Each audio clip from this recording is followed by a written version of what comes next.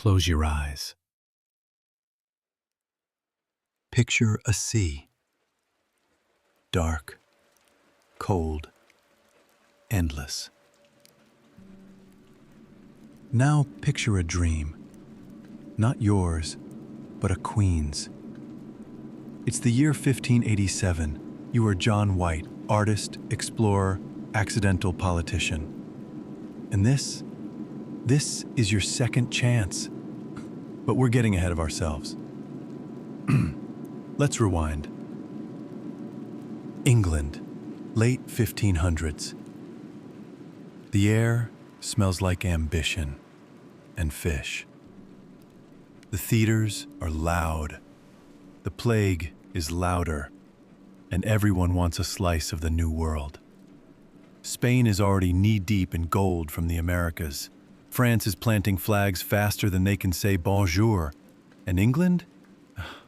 England is late to the party. Enter Queen Elizabeth I. Brilliant, ruthless, and under pressure to compete. So she picks a man.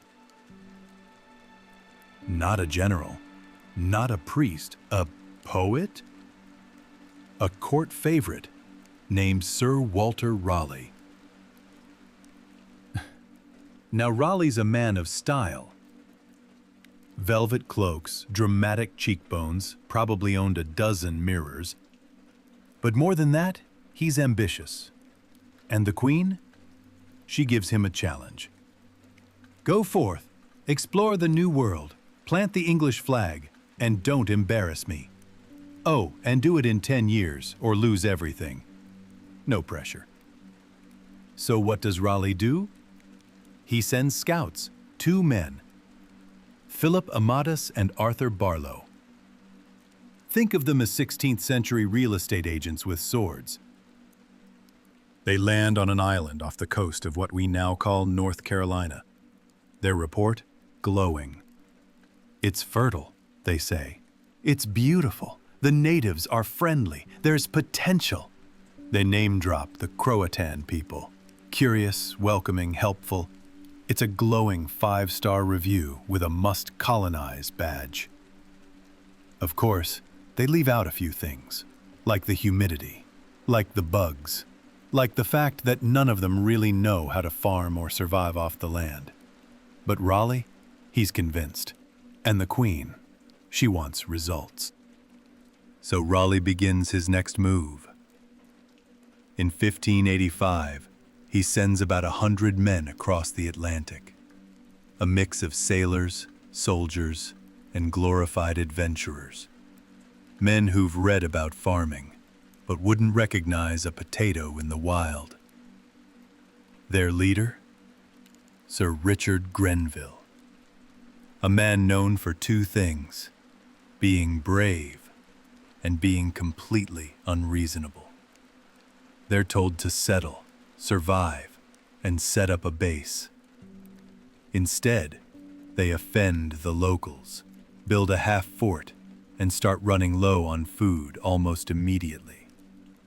Turns out, winging it doesn't work in the wilderness. By the time Sir Francis Drake stops by on his way back from a casual Caribbean raid, most of the colonists are ready to tap out. Drake takes many of them home. And Roanoke? Well, it's abandoned. England, 0. Nature, 1. But Raleigh doesn't give up. Because he can't.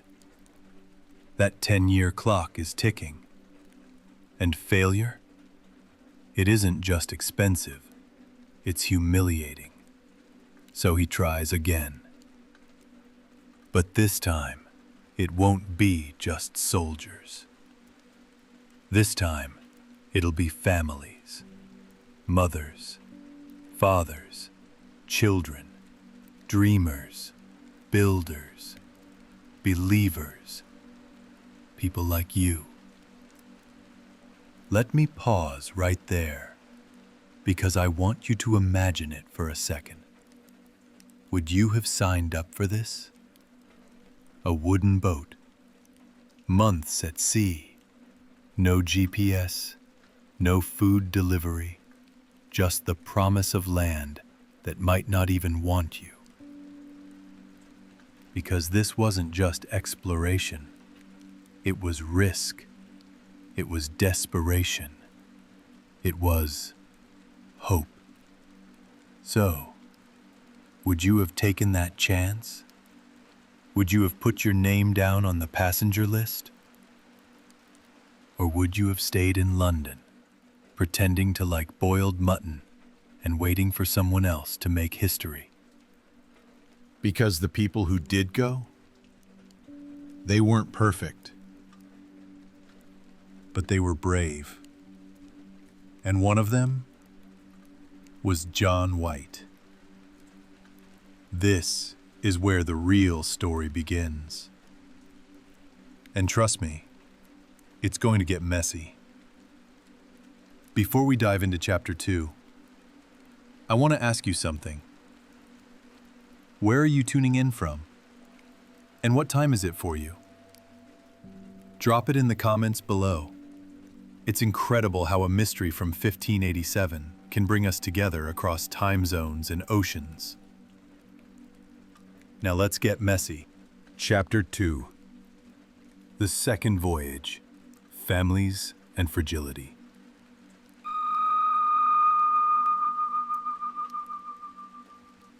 All right, new plan, new year, new colonists. 1587. Sir Walter Raleigh is still determined, not because he's feeling lucky, but because he's out of time. His royal charter is ticking like a bomb made of ink and royal expectations, so he pulls a bold move. Send families. That's right, instead of more armed-to-the-teeth soldiers who think sowing seeds means conquest, he sends men, women, and children. People who plan to build homes, people with dreams, people with literally no idea what's coming. One of those people? Our old friend, John White, the artist, the optimist, the man who somehow convinced himself that if he drew enough pictures of the new world, maybe it would behave. And this time he's not just drawing, he's leading. White is appointed governor of the new colony. It sounds impressive, it sounds powerful. It mostly means you're the first one blamed when everything goes sideways. And then there's Eleanor, John's daughter. She's pregnant, traveling across the ocean because that's what you do when you believe in the dream more than the danger. Her husband, Ananias Dare, comes too. And when they land, Eleanor gives birth to Virginia Dare, the first English baby born in the New World. Cue historical footnote. Now pause with me a second. Think about this moment. A screaming infant, wrapped in linen, born into a wilderness. There's no hospital, no backup, just trees, sand, and a handful of anxious settlers pretending everything will be fine. What does that say about them? About the kind of hope or delusion it takes to bring new life into a new world? Would you have done it? Would you have carried a child across an ocean of storms for a chance at a better tomorrow?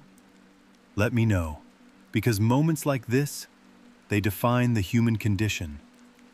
And just when they arrive, there's a twist. They were supposed to settle near Chesapeake Bay. That was the plan. But the pilot of the ship? Nope. He refuses. Maybe he's tired. Maybe he knows more than he's saying. Either way, they land at Roanoke, the old site. And it's a mess. The fort is in ruins. The previous settlement, gone. The locals, less curious and more, "Why are you back?" Still, they unload the ships. They begin rebuilding. And John White, caught between duty and dread, starts taking stock. The land, tough. The soil, dry. The food, almost non-existent. But they press on, because they have to. White knows they won't survive without reinforcements, so the colony, in a vote that surely involved awkward eye contact, picks someone to return to England for help. Guess who? Yep, John White, the artist, the governor, the father. He's asked to leave the very people he brought here. His daughter, his granddaughter. Imagine that moment, standing on the shore, waving goodbye, knowing it might be forever. And before he boards that ship, he gives them a plan. If you must move, he says, carve a message, leave a sign, a carving in a tree. Add a cross if it's under duress, something, anything. Then he sets sail. And just like that, the colony is left alone. 115 settlers, one baby, a barely functional fort, and no second chances. We'll pick up with John White's return in the next chapter, and what he finds, or doesn't find. But before we go, ask yourself, if you were in John White's shoes, would you have left? Would you have trusted a storm-riddled ocean more than the unknown behind you? And what would you have carved into the tree? Croatoan wasn't written yet, but maybe your name would have been. Chapter 3, First Colony, the 1585 Flaming Dumpster Fire. Let's be honest. England didn't send its A-team the first time. The year is 1585. 100 men cross the Atlantic, hearts full of empire, heads full of nonsense, and absolutely no idea how to survive on a continent they've never seen. They weren't farmers. They weren't even builders. They were soldiers, sailors, and gentlemen with egos bigger than their food supply. Think reality show contestants, but with swords and dysentery. At the helm of this misadventure, Sir Richard Grenville, a man famous for bravery and for burning down an entire native village because someone might have stolen a silver cup, the Elizabethan version of rage quitting a dinner party. So they land on Roanoke Island and start winging it. They build a sad little fort. They clash with local tribes, and they start running out of food faster than a tutor at a buffet. See, the plan was to trade with the natives, but trading requires diplomacy, and these men had all the tact of a bar fight. Tensions escalate. The land won't cooperate. Even the weather seems to be against them. And somewhere back in England, Raleigh is still pitching the dream. Excited. Beautiful land, thriving colony. Soon we'll be bathing in gold. Meanwhile, his men are drawing straws over the last radish. And then, salvation. Sir Francis Drake, swashbuckling through the area on his way back from raiding the Caribbean, stops by. The colonists beg him, desperate, please, take us home. This dream is over. And Drake, probably laughing behind his beard, agrees. He loads up the miserable survivors and sails them back to England. And just a few weeks later, guess who shows up? Grenville, with fresh supplies, reinforcements, and no colony. Now Grenville is furious, but he's not the type to admit defeat. So what does he do? He leaves behind 15 men, just enough to hold the fort so Raleigh doesn't lose face. It's like walking into an abandoned house, seeing the broken furniture, and saying, "Yep, let's keep it open, great potential." And that's the end of the first attempt. A colonial faceplant. No crops, no peace, no gold. Just a bunch of angry men on a boat home smelling like salt and shame. But let's not judge them too harshly. They tried. They really did. So, here's your moment. Imagine it's you, stuck on that island. The walls of the fort are sagging, the food is gone, and your commander just picked a fight over a missing cup. Do you A. Try to negotiate peace? B. Steal a canoe and paddle away under cover of night. C. Start writing your will using crushed berries and birch bark. Say it out loud. Or whisper it to your 16th century ghost self. Because whatever you pick, we both know one thing. You wouldn't be signing up for round 2. But someone else will. And this time, they're bringing lives, children, and the worst timing in colonial history. Let's keep going. Chapter 4. The second attempt. Hope floating, barely. It's now 1587. The first colony flopped, harder than a soggy crumpet. But Sir Walter Raleigh? Still under royal pressure. That 10-year deadline? Closer than ever. So this time, he tries a softer strategy. Less soldiers with attitudes, more families with ambition. And you? You're back. John White, artist, mapmaker, and now, for some reason, governor of a new colony. You didn't ask for this job, but here you are, leading 115 settlers across the Atlantic. Men, women, children, including your pregnant daughter Eleanor and her husband. Now, let's pause. I want you to actually feel this moment. You're leaving England, the only world you've ever known. Your daughter's about to give birth on the edge of the unknown. Your mission? Build a better life, on top of someone else's land, while depending on the same flawed system that just failed miserably 2 years earlier. Feeling hopeful yet? The journey is long, the boat is small, the food is bad, the ocean is worse, but somehow, you make it. You land on Roanoke Island in July 1587. And immediately, the start's creeping in. The fort, ruined. The land, unforgiving. The locals? Let's just say, less than thrilled to see you again. To make things worse, you weren't even supposed to land at Roanoke. The original plan was Chesapeake Bay. Fresh land, better farming, friendlier tribes. But the ship's pilot refuses to go further.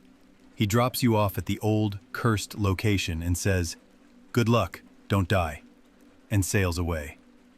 Classic. So you dig in. Literally. You rebuild. You ration supplies. You try to make peace. The Croatans still help where they can. They're patient. Generous, even. But tensions are high, and food is low. Then comes a moment of bittersweet history. Your daughter, Eleanor, gives birth to the first English child born in the New World, Virginia Dare. Ah, a name that will be etched into trivia books forever. But joy is short-lived, because winter is coming, and the colony is running out of time. No food, no reinforcements, no way to survive long-term. Desperate. So they turn to you, John White, governor, grandfather, reluctant hero. They ask you to go back to England and bring help. Supplies, ships, anything. Imagine that decision, leaving your daughter, your newborn granddaughter, leaving over 100 people you're responsible for, with only the hope that you'll return. You promise them you will. Determined, you say your goodbyes, you board a ship, and you sail away, trusting that the world will make room for a miracle. But history, as you'll learn, is more fond of cruel detours. Now, let's shift gears for a moment. Put yourself in John White's shoes. You've just left everything you care about behind to save it. What's going through your mind? Do you feel brave? Terrified? Crushed by the weight of responsibility? I want you to really sit with that. Because what happens next isn't just a twist. It's a gut punch wrapped in war flags and royal politics. Ready? Let's keep going. Chapter 5. The Waiting Game. Trapped in a war, haunted by a promise. You sail into England, desperate and determined. Your name is John White. You carry a promise, a sacred one, that you'll return to Roanoke with ships, supplies, and salvation. But when you arrive, England's on fire. Not literally, yet, but close enough. Because it's 1588, and the Spanish Armada is coming.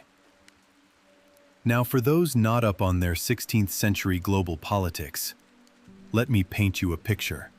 Spain and England, not friends. Spain has a global empire. Gold, armadas, a terrifying mustache game. England, punching above its weight, betting everything on bold moves and Queen Elizabeth's nerve. And now Spain is sending a fleet, the fleet, to crush England like a rebellious colony. Suddenly, every ship in the kingdom is seized, every sailor conscripted, every port locked down like it's the Tudor version of DEFCON 1. And you, John White, you plead, you beg, you write letters, long, flowery, desperate letters. Pleading. Please, you say, desperate. My people are starving. My daughter is waiting. My granddaughter. She needs me. But the Queen doesn't care about Roanoke right now. She cares about not being invaded. So you wait.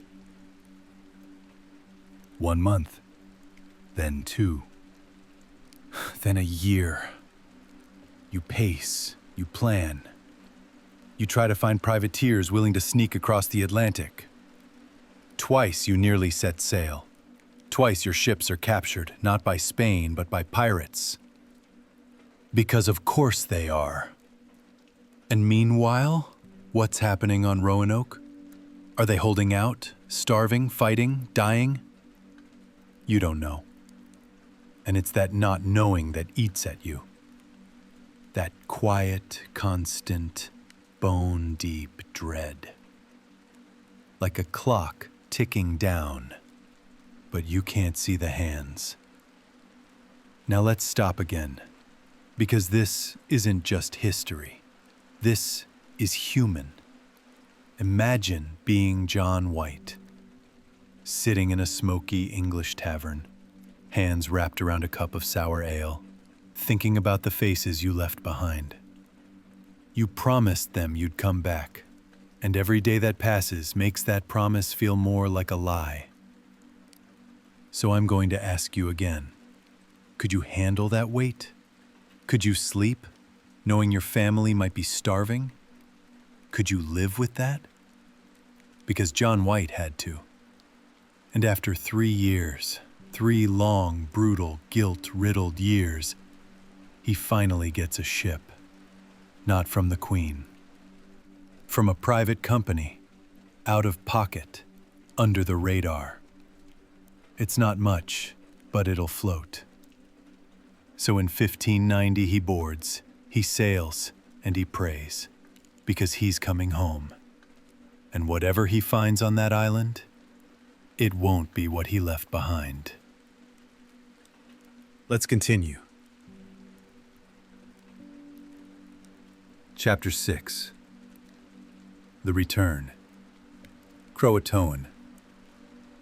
The journey back is slow. Every mile drags like a weight behind your ribs. You're John White, returning to Roanoke after 3 years of silence. 3 years of war, of begging, of nightmares. You left your family behind, and now you're coming back. But you're not the same man who left. You've aged. You've unraveled. The optimism you once carried like a torch burned down to a flicker. As the ship nears the Carolina coast, your heart pounds. The wind cuts like a warning. But you're here. You arrive just offshore. Roanoke Island, the colony you swore you'd return to. And what do you see? Nothing. No smoke, no fire, no movement, just trees, silence, and a strange stillness that doesn't belong. You step onto the beach. You expect a welcome party, a shout, a wave, a crying child. Instead, the fort is gone. Not destroyed, not burned, just disassembled. Like someone took it apart neatly, plank by plank. No signs of struggle, no bodies, no blood, just absence. And then you see it. Carved into a post, Croatoan. A single word. A ghost. A final message. Or a cruel joke. You stumble further inland, scanning the trees, hoping to find a clue. And you do. Kind of. 3 letters. C-R-O. Carved into another tree. Half a word, half a hope. You remember the plan. If the colonists had to move, they were to carve a Maltese cross, something to signal danger or force. But there's no cross, which means maybe they left willingly? Maybe, but why? Why without leaving someone behind? Why no farewell, no sign of life? You want to sail to Croatoan Island, present-day Hatteras. The message seems clear. They went there. They must have. But fate, as ever, has other ideas. A storm rolls in, fierce, relentless. The ship's anchor is torn away. Supplies are wrecked. The crew panics. And before you can shout, "Wait!" they turn back to England. You're forced aboard, forced to leave. Again. You never reach Croatoan Island. You never learn the truth. And just like that, the last chance to find them slips away into the sea. Let that sink in for a moment. After all the hardship, after the guilt, after crossing the ocean twice, you leave with nothing. No answers, no graves, no closure. Just one word carved into wood. Croatoan. Now here's the question. If you were John White, what would haunt you more? The mystery or the silence? Let's keep going, because the colony is gone, but the obsession? It's just beginning. Chapter 7. Echoes and Endings.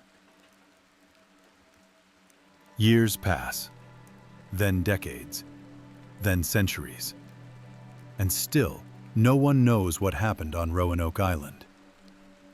You are no longer John White. You're someone else now, a historian, a skeptic, a midnight Googler, A person who heard the word Croatoan once in a documentary and couldn't stop thinking about it. Because Roanoke does that to people. It lingers. It festers. It haunts. Let's walk through the aftermath. Not just the guesses, but the obsession. Theories bloom like weeds. The first, and the most hopeful, says this. The colonists moved to Croatoan Island. They joined the local tribe. They intermarried, lived, adapted, survived. Years later, explorers claim the Croatan people have gray eyes. They use English-style tools. They speak of white ancestors. It's not proof, but it's something. And frankly, it's the most merciful version of the story. Another theory says they moved inland, westward, to better land, safer distance, more food. Modern archaeologists find shards of English pottery near the Chowan River, a site called Site X, but no graves, no names, just fragments. Others say it ended in violence, that Powhatan, a powerful chief, told Captain John Smith his people had wiped out the settlers, that they were seen as invaders, a threat, but again, no remains, no battle, just words, secondhand, centuries old. And then, the more colorful theories. The Spanish destroyed them. Aliens abducted them. They slipped into a time portal. They became ghosts. They never existed at all.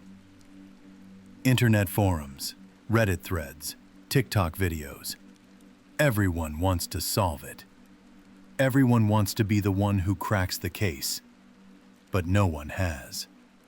And maybe that's the point. Maybe the power of Roanoke isn't in the answer. Maybe it's in the question.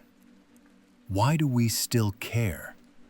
Why does this tiny colony of 115 people still grab us by the collar 400 years later? Because it's more than a mystery.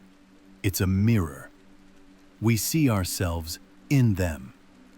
The dreamers, the strugglers, the forgotten. People who wanted a better life and paid the price for trying. Too soon, too far, too fast. They gambled on hope and left behind a whisper. So here's my question to you, my final question.